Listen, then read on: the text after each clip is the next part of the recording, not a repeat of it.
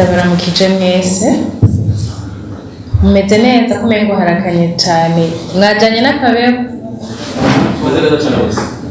okay hanyuma ni Ding Delicia nkuko mwari musanzwe mumenyereye mu bintu byinshi bitandukanye haba mu kumenyekanisha amakuru canke mu yindi mirimo ya misi yose namwe Ding Delicia sinigeze mpinduka uretse yuko no munsi nje n'ikintu gishaje ariko kandi ndazi ko benshi muri bamwe sigishasha rwose kandi ndazi bari mukinyitezeko ndabeshe kadadi murakoze cyane ego kuri no munsi uri hejuru itariki 10 z'ukwezi k'umunani 2021 nabakoranije ngaho bamenyesha amakuru bagenzi banje kugira ngo nshobore kubasangiza agakemanyi nari maranye iminsi benshi bikenze canke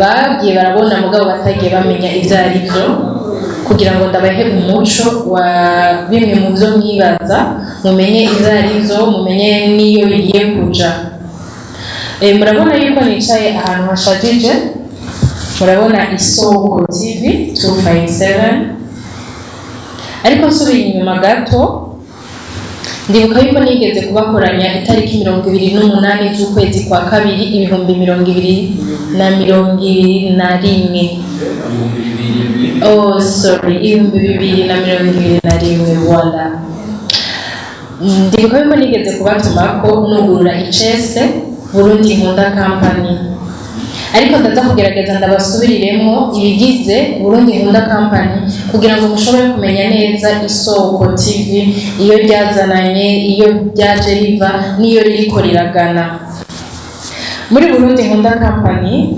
ndafise bwa mbere formation en entrepreneuriat entrepreneurship ni faransa ndazatarikire so narashoboye kugerageza gukora imigambi myinshi muri entrepreneurship aho naranguye ibikorwa byo gusabikanya n'abana byo kugerageza kwigisha abana ibi na biriya canke abigeme kubafasha muri ibi na biriya nibaza yuko formation en entrepreneuriat nagerageje kuyibamwo neza cane gose ikigira kabiri mfise muri Burundi Nkunda Company ndafise service de communication et de publicité rero nariyumvire yuko iki gisata ntashobora kucishikanako cyangwa ntashobora kugishikako nkuko ndavyifuza mu gihe ntafise réellement ahantu nshobora kuzoshira izo publicité ahantu nzokorera iyo communication cyane yumvira rero kugira Isoko TV 257 kugira ngo ishobore kuzomfasha communication et de publicité so ndibaza yuko kugeza kuri no mwanya mushobora gutahura ico Isoko TV izomfasha ni muri ya service de communication et de publicité kubera ko hariho ibintu byinshi iyo ugiye gusaba nk'ubuzi ahantu bakabaza ati akazi kacu uzogashikana hehe rero ndibaza yuko YouTube channel canke Facebook page canke Instagram page ari mu bintu bimwe bidufasha kushikana ibintu kure namwe kuba muri gaha nuko nzi yuko bino bintu bivugiwe hano muzomfasha bigashika kure kugira ngo bamenye ati ibintu byo muri Burundi Nkunda Company bigeze hehe ubu bageze ku ruhe rwego biriko bija hehe mu gisata ca gatatu turafise organisation événementielle ico gisata nico kizokurikira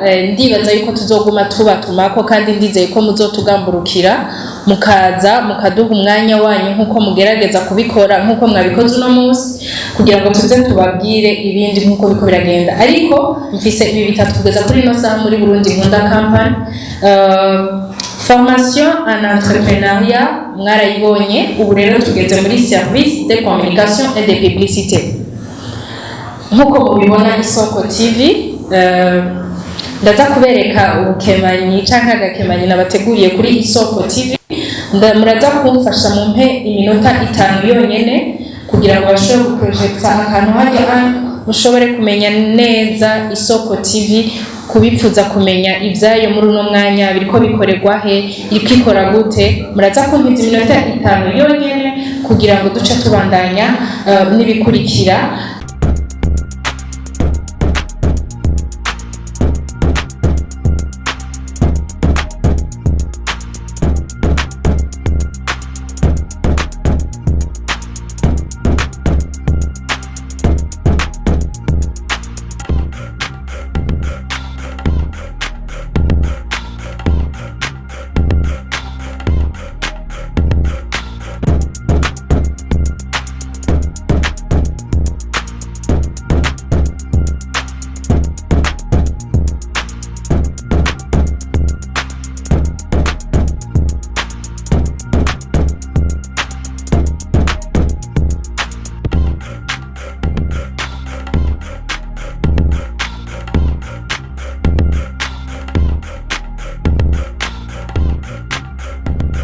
Isoko TV.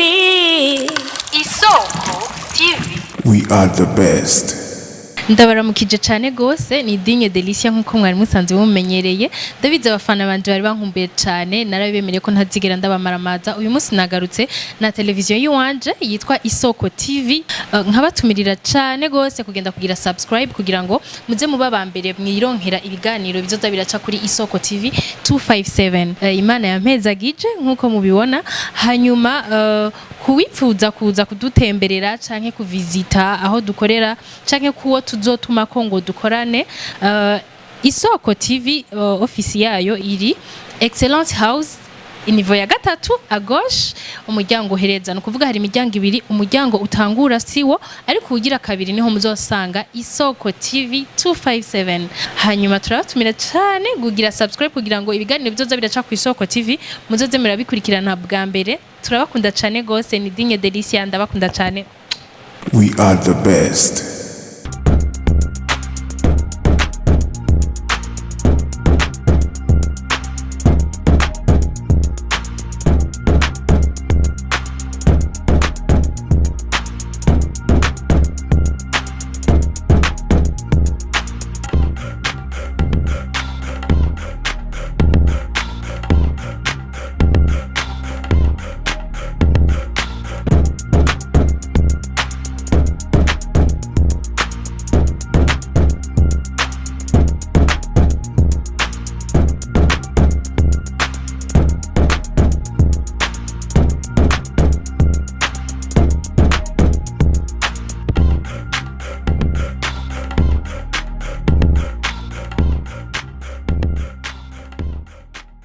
Turiko murakurikirana akajya ka video katari gato cyane ariko karimo ubutumwa kuri twese.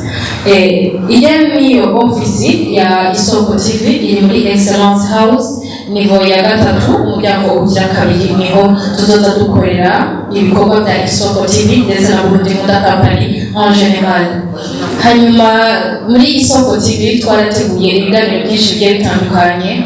Murashobora kwibaza ati ko hari online TV nyinshi, ko hariho ibinyamakuru byinshi, ese ni ikihe kintu uzanye gishasha gitandukanye n'iby'abandi bose bahora bakora canke ni ikihe kintu gishasha ko kwitegako? Kubwanje nta gishasha novuga ko gihari uretse yuko buri muntu wese afise ihangiro ryo gushika ahantu kanaka, kuko murumva yuko ihangiro ryanje ryo kugurura Isoko TV ryavuye muri Burundi Nkunda Company. Nkaba mfise formation en entrepreneuriat, service de communication et de publicité. Ni ukuvuga iyi service niyo nashatse gushira mu ngiro ndabifashijemo na Isoko TV. Ni ukuvuga hazoba ibiganiro bitandukanye kuko hariho ama online TV menshi ariko hariho ahantu badashika, jewe nifuje gushika. Ni ukuvuga ngo amakote yose ndayakoreko. Simvuze yuko muziki ntazoshigikira ko ndawukunda cyane rwose, murabizi nzokoreramo ariko bitandukanye n'ivyo mwahora mubona. Mu kugira ngo nshigikire umuziki, cyambere nifuje yuko buri kwezi nzoza ndagira top 5 y'abaririmbyi, donc indirimbo 5 zoza zasohotse muri uko kwezi nkazishira en competition.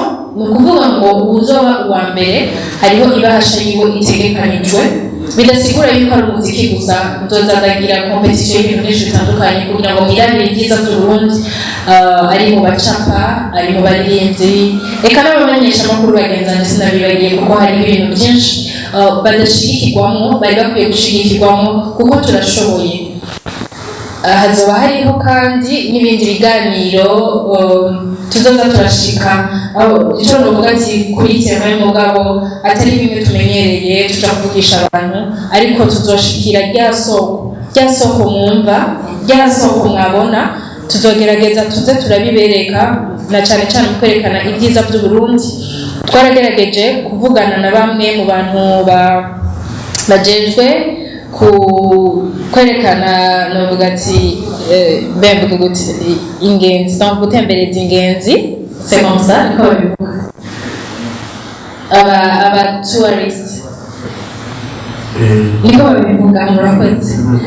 Ego aba tourist no kuvuga ngo twaragerageje kuvugana nabo bazobidufashamo kugira ngo baze batwereka aho twebwe tutashoboye kumenya, ariko tuze tuhasangize n'abantu kuko turazi ko online TV novuga ati ibice byinshi kwijana bikurikiranwa n'abantu bari mu mahanga, baba banyotewe cyane igihugu cacu, baba bakeneye kumenya ibiriko birabandanya mu gihugu, n'abafasha baba bakeneye kumenya ingene biriko biripasa kugira ngo babone aho bashobora gufasha ahariho, bashobore kumenya ati mu ntara iyi hariho ibikorwa kanaka biriko birahakorerwa, ese twafasha ibiki, ni gute twobafata mu mugongo. Ibyo byose tugerageza kushikako. Hari abantu benshi bagiye mu bindi bihugu, hariho ibintu batabonye, tuzogerageza kubibereka.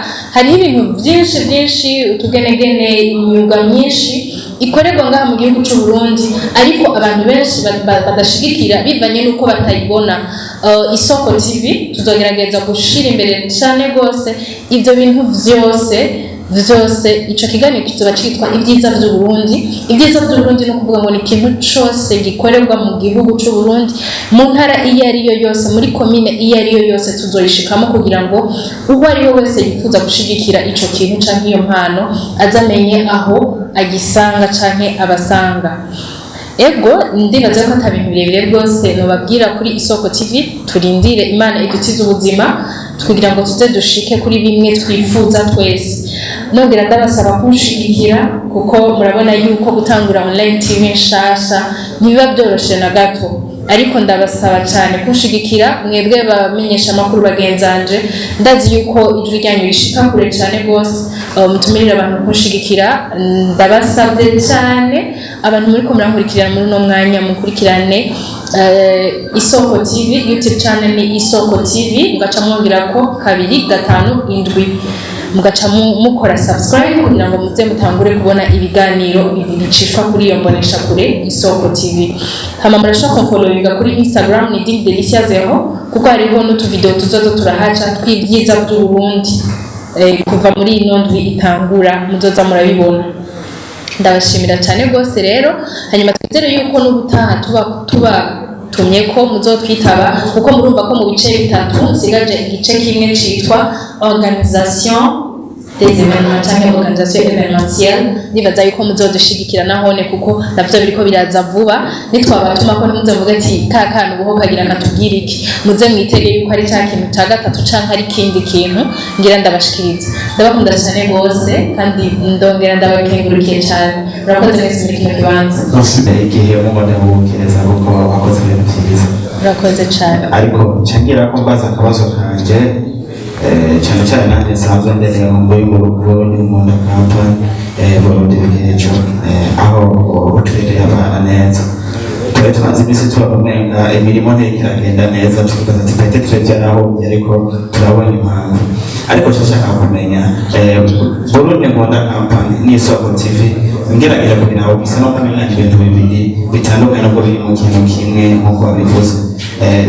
Bihurira hehe kuko iyi ni TV Burundi Nkunda Company nayo ndabyo byo tubikorera mu kwigisha abana no kubigisha indero nziza bo mu cyumba n'ibintu bitandukanye. Eske biza guhurira hehe?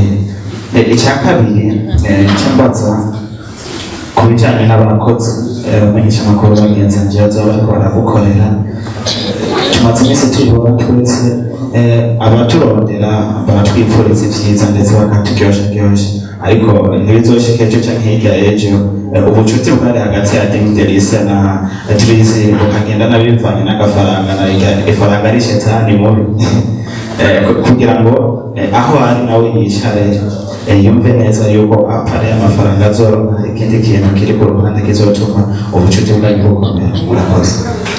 Murakoze cyane icyo no kwishura cya mbere nagerageje kwisigura birahuye cyane gose kuko Burundi Nkunda Company niyo irimwo Burundi bw'ejo ijya mwabonye y'abana hakabamwo na service de communication et de publicité no kuvuga iyi service de communication et de publicité niyo isonguti sinzi ko mutaramugeza kuko hariho n'iyindi ya organisation événementielle izoza ariko nibisata bitatu biri muri Burundi Nkunda Company sinzi ko mutahuye kugezaho. Murakoze. Ikigira kabiri mubajije ati n'ubu ubucuti buzohaguma mu gihe agafaranga katoboneka. Iciza nuvuga yuko twahujwe n'Imana, Imana niyo yaduhuje kandi ikindi ndashima Imana yuko nkorana n'abantu babagenzi banje bantahuye apa yuko tugeze ku kazi umwe wese abari muvyiwe ndiza bari mu journaliste tija bari mu cameraman yamda bari mu designer cyangwa ibindi naje mbadisi ibo ngoma ndisi ikibanza canje ko mari kijya nyene ariko apa y'ivyo byose turabana apa y'ivyo byose turabarundi twese apa y'ivyo byose sanzwe turi inshuti ico vuze rero ngo akandi karusho bazunguka ibikorwa byose tuzokora tuzobikorera hamwe ntaco nzikorana ukuvuga iki ico tuzoronka tuzokironkera hamwe. Murakoze cyane.